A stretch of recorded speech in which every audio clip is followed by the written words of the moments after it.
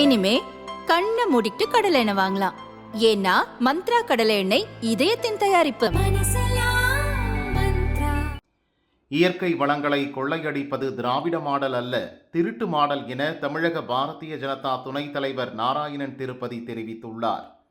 தமிழகத்தில் சட்டவிரோத மணல் கடத்தல் விவகாரத்தில் சம்பந்தப்பட்ட கலெக்டர்கள் அமலாக்கத்துறை சம்மனுக்கு நேரில் ஆஜராகி விளக்கம் அளிக்க உச்சநீதிமன்றம் உத்தரவிட்டுள்ளது.